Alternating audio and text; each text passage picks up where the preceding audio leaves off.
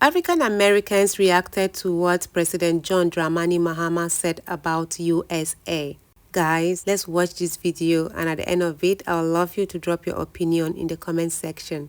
Let's watch. Of a powerful black head of state, black president, the president of Ghana, who basically said in the most tactical political way he possibly can is, F you and your US aid, we Africans gonna do what the hell we wanna do. If you do something to us, we're gonna do something to you because we don't need you. And when it comes to LGBT this, he also said, stay the f out of African culture's business. We don't give a fuck about you, International Monetary Fund, World Bank. Do what you want to do, and we're going to do what we got to do. That's what he said in a political way, a tactical political way. And it's about goddamn time. I'm just so happy to see these African heads of state, these African presidents, saying f you to the white power structure. They don't care. Listen, this is a new day. Listen, these African countries know what they got. They know what they're worth. We got presidents that's empowered now. We have intelligent presidents. All we have to do is get them in power, right? Let them take the necessary steps to stabilize their countries, to gather their resources and learn how to maximize it so they can get everything out of the value chain they can. And it's off to the races. Listen, Africa is the future, period. Especially West Africa. West Africa is going to be the financial center of the world. Everybody who wants to do business going to be coming to West Africa, because first of all, we got all the people, we got all the resources, we got know-how. Africans been all over the world gathering all kinds of information and gathering all kinds of education. And guess what? You keep kicking the Africans out, you kicking them right back home. You doing what it is that Africans should be doing in the first place. Worried about themselves and not being pacified by USAID. You see, soft power is the best power. Soft power is how you convince the rest of the world to capitulate to your demands. Hard power is just going to war. Hard power is the least used power on the planet. All right? It's all about soft power because it's actually stronger, because it's using a carrot instead of a stick.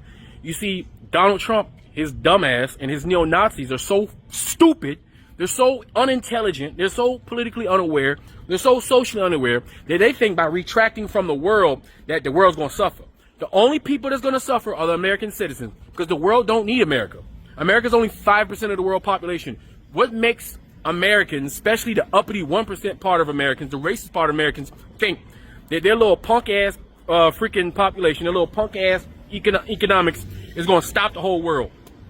What makes you think the whole world needs, if anything, America, the white part of America, and the West need Africa? Y'all need Africa more than Africa need y'all. Trust and believe.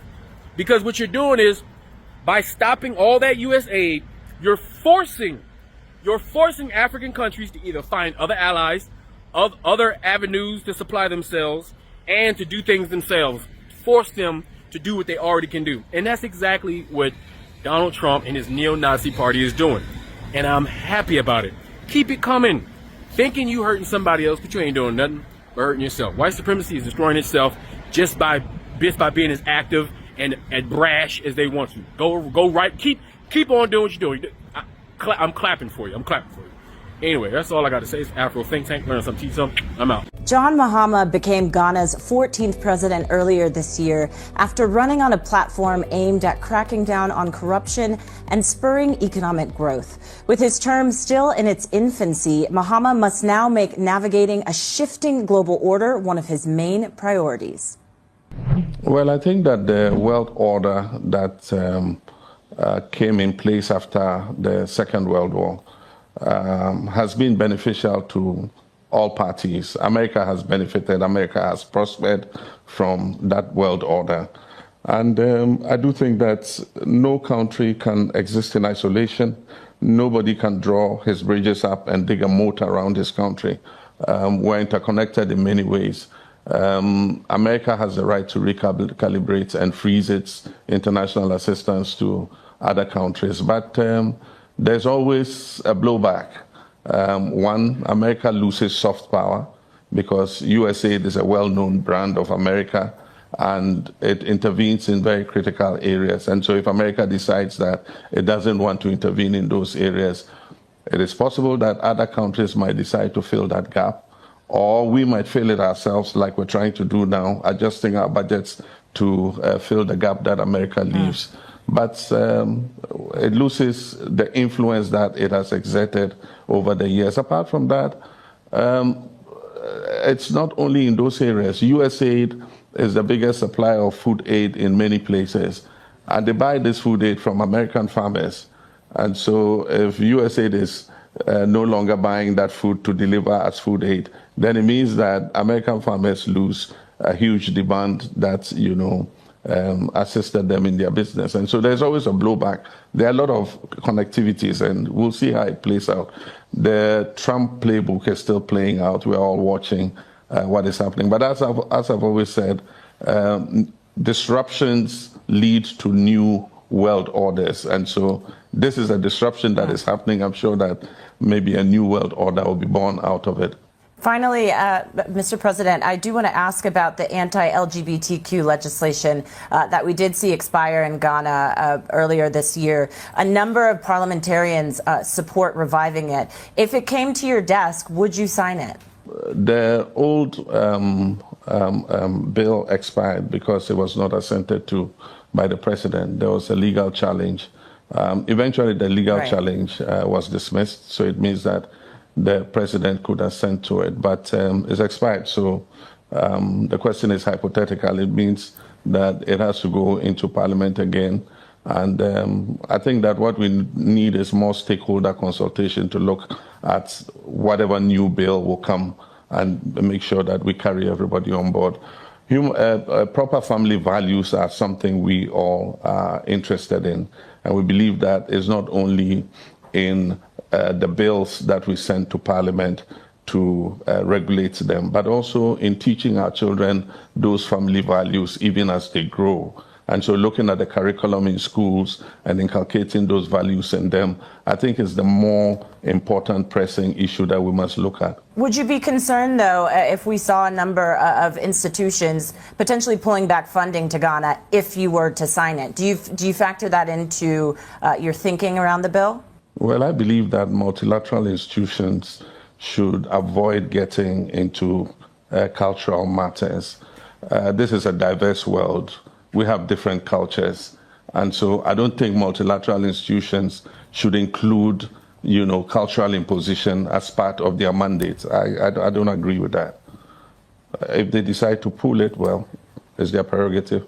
But I don't believe that multilateral institutions like the World Bank and IMF should include in their mandates how people behave culturally. I'm the kind of person that I am not really interested in politics, but when John Dramani Mahama was elected as the president of Ghana, I was so happy because I know that Ghanaians made the right choice. One thing with this life is that seeing is believing. At least let's give another person a try to see how capable the person is. So John Dramani Mahama is really showing us that he is capable of, handling, or should I say, he's capable of becoming the president, as he's already the president. So he's trying to let us know that this seat, he's not going to joke with it. So the outcome of it is already coming out, The end product is what we are looking at, right? He has not even gotten to anywhere, but he is already, working. We are seeing things working for the good of Ghana and Africa at large. I really love the way these African American guys spoke about the president. At least we have one president that is standing out for Africa. Well, I do not really know much about was that president? Is he Burkina Faso president? I do not really know much about him, but I've been hearing people talking about him, blah, blah, blah. But I think I should check him out. Well, we are not talking about Torari. I don't even know how to call his name, but John Dramani Mahama, who is the president of Ghana. And one thing that I thank God is that we are not the only people saying it. African Americans are beginning to see that John Dramani Mahama is already working hard to see the betterment of Ghana. Not just Ghana would, benefit from this, but Africa at large. You understand? Well, just like I said earlier, let me know your thoughts in the comments section. Make sure you drop your thoughts. Yes. and I'll be there to answer. Should I say answer? No, I'm not going to say answer. I will be there for us to discuss more about it because we are all here to learn, right? What do I know? I know nothing. So guys, drop your opinion in the comment section below and see ya in my next video. Bye-bye.